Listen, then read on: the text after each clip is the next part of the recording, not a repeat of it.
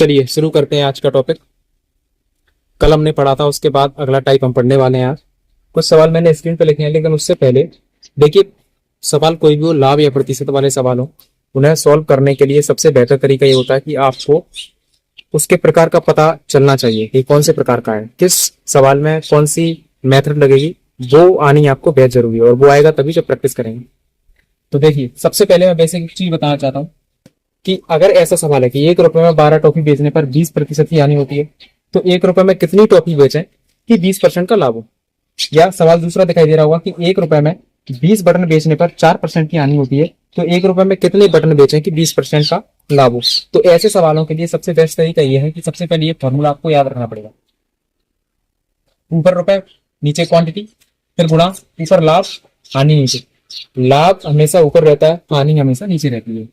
तो रुपए बटे मात्रा इंटू लाभ बटे हानि, सेम टू सेम बराबर में रुपए इंटू मात्रा। कैसे करते हैं देखिए, जैसे इसमें लिखा है कि 1 रुपए में 12 टॉफी बेचने पर 20% की हानि होती है, तो मैंने बोला 1 रुपए में 12 टॉफी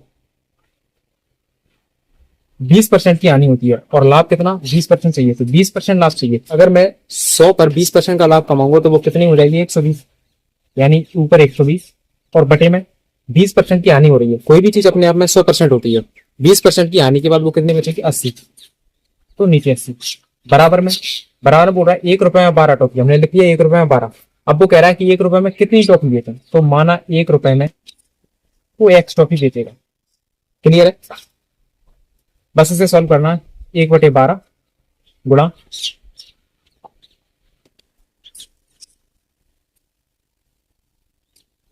12 से 0 से 0 घटा 12 से 12 एकम 12 और ये 8 ऊपर गुणा में पहुंच जाएगा, तो x एकम x और 8 एकम 8, यानी x की वैल्यू आ गई 8 और यही हमारा आंसर है। क्लियर है। देखिए दूसरा सवाल मैं फिर से समझा रहा हूँ। 1 रुपए में 20 बटन बेचे, तो पहले 1 रुपए में 20, 1 रुपए में 20 बटन, यानी 1 रुपए में 20 बटन बेचने पर हुआ क्या है, 20% का लाभ चाहिए और 4% की हानि हो रही, तो लाभ ऊपर रहेगा, तो 20% का लाभ है यानी 120 और 4% की हानि है तो 100 - 4 यानी कि 96 बराबर। वो पूछ रहा है 1 रुपए में कितने बटन बेचे, तो 1 रुपए में माना एक्स बटन बेचे। इसे सॉल्व करना है, 0 से 0, 2 से 2 6 12, 6 से 6 काटेंगे 6 एकम 6 और 6 एकम 6, 6 से 36, 1/16 और 1 एक्स। एक्स का मान निकालेंगे तो एक्स एकम एक्स और 16, यानी एक्स का मान आ गया 16। और जिसको बेसिक जोड़ घटाना गुणा भाग नहीं आता, तो फिर शायद ये सवाल करना आपको मुश्किल लग सकता है।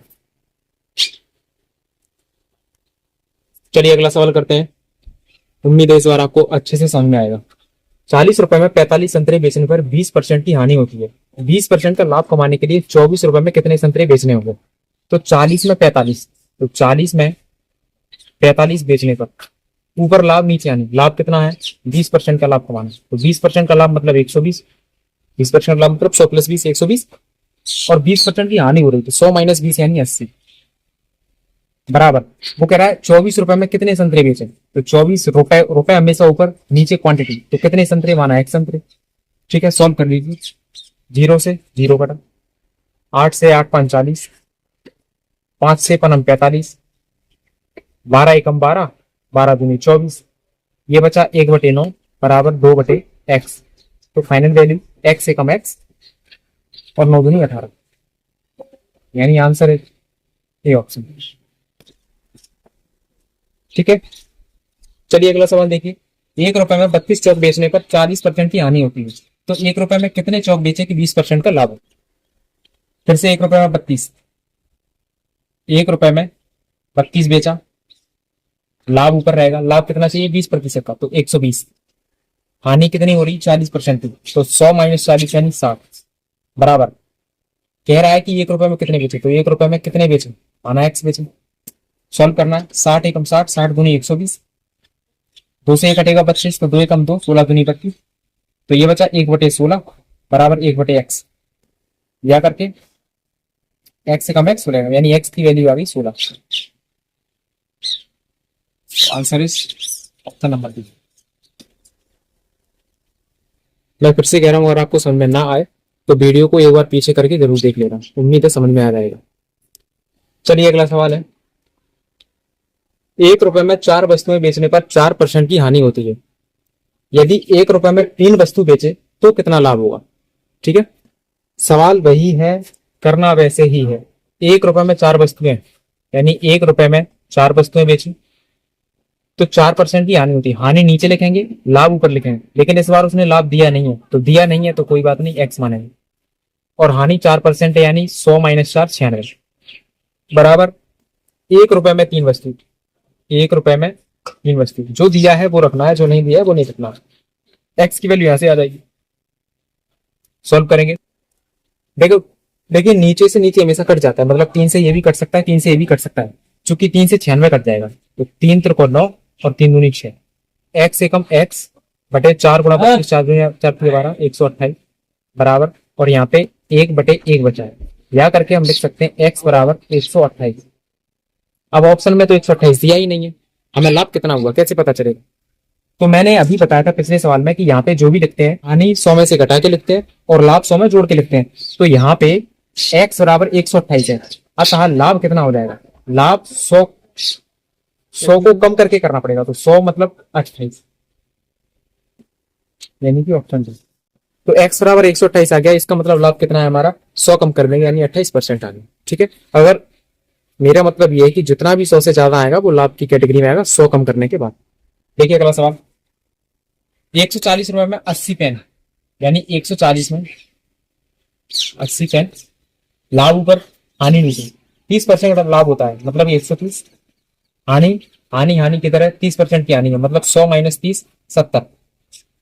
तो वो कह रहा है 104 रुपए में कितने पेन बेचेंगे, तो 104 में कितने पेन बेचेंगे, माना एक्स बेचेंगे।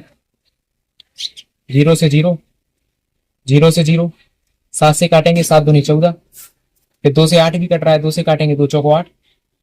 अब ये 4 से 13 नहीं कट रहा है, लेकिन 13 से 104 कटता है, 13 कम 13, 13 8 104, 13 8 104। अब ये बचा बटे में 4 और ये ऊपर 8, तो 8 चौको 32 हो जाएगा ये, यानी एक्स की वैल्यू आ गई 32। चलिए अब हम अगले टाइप पर बढ़ते हैं, वो टाइप खत्म हो चुके हैं। अगले टाइप में जो सवाल है वो बेहद सिंपल है। देखिए क्या कह रहा है सवाल में, 33 वस्तुओं का क्रय मूल्य 44 वस्तु के विक्रय मूल्य के बराबर। तो हम लिख सकते हैं 33 वस्तुओं का जो क्रय मूल्य माने सीपी, तो 33 वस्तुओं का सीपी 44 वस्तुओं के एसपी के बराबर है। सीपी माने क्रय मूल्य और एसपी माने विक्रय मूल्य। तो सवाल में बोला है कि 33 वस्तुओं का क्रय मूल्य 44 वस्तुओं के विक्रय मूल्य के बराबर है, यानी 33 का सीपी 44 के एसपी के बराबर है।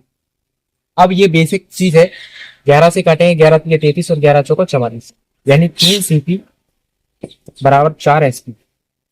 यहां से सीपी का मान निकालूं तो सीपी का मान 4 हो जाएगा, और अगर एसपी का मान निकालूं तो एसपी का मान 3 हो जाएगा। ये तो बेसिक बात है, सीपी के सामने 4 है तो सीपी का मान 4 हो जाएगा, और एसपी के सामने 3 है तो एसपी का मान 3 हो जाएगा, यानी क्रय मूल्य 4 है और विक्रय मूल्य 3 है। या मैं कह सकता हूं कि 4 की वस्तु को 3 में बेचा, तो जाहिर सी बात है हानि होगी। 4 की वस्तु को 3 में बेचेंगे तो हानि तो होगी ही, लेकिन कितने की हानि होगी, 1 की हानि, 1 रुपए की हानि होगी। यानी ये जो हानि है, एक हानि किस पे होती है, हमेशा क्रय मूल्य पर। तो 1 4 पे हानि हुई, परसेंट में बदलेंगे तो 100 का गुणा करेंगे और 4 से काटेंगे 100 को, तो 25% आंसर आ जाएगा। ठीक है, एक बार फिर से समझने की कोशिश कीजिए। 9 वस्तुओं का क्रय मूल्य 10 वस्तु के विक्रय मूल्य के बराबर है, हानि की गणना की थी, तो 9 वस्तु का क्रय मूल्य यानी कि 9 का सीपी 10 के एसपी के बराबर है। तो ये कट नहीं रही है, तो सीपी का मान कितना आ जाएगा, सीपी हो जाएगा अपना 10 और एसपी कितना हो जाएगा, एसपी हो जाएगा 9, यानी 10 की चीज को 9 में बेचा तो 1 रुपए की हानि होगी। अब वो 1 रुपए की हानि होगी, 1 रुपए की हानि किस पे होगी, क्रय मूल्य पर। क्रय मूल्य कितना है 10, परसेंट में बदलने के लिए 100 से गुणा करना पड़ेगा, 10 से काटेंगे तो 10%, यानी 10% की हानि होगी। मैं एक बार फिर से समझा देता हूं। सवाल में बोला था कि 33 वस्तुओं का क्रय मूल्य 44 वस्तु के विक्रय मूल्य के बराबर है, यानी 33 का सीपी 44 के एसपी के बराबर है। हमने 11 से काटा, 11 या 33, 11 चौका 44, 3 सीपी बराबर 4 एसपी। चूंकि ये रेशियो वाली मेथड है, मैं यहां से बता देता हूं थोड़ा सा। 3 सीपी बराबर 4 एसपी। अगर सीपी और एसपी का मान निकालें, मतलब सीपी और एसपी को बटे में लेके जाए तो 4 और ये 3 बटे में पहुंच जाएगा, तो यहां से ये सीधा निकाल सकते हैं सीपी का मान 4 आ गया और एसपी का मान 3। तो इतना करने की जरूरत नहीं है, सीधा सा कर दिया करो। सीपी का मान 4 है और एसपी का मान 3 है, तो क्रैमुल 4 आ गया, विक्रयमूल्य 3 आ गया। यानी 4 की वस्तु को 3 ने बेचा, 1 रुपए की हानि हुई। हानि किस पे निकालते हैं? हमेशा सीपी पर। तो 1 रुपए की हानि 4 पर।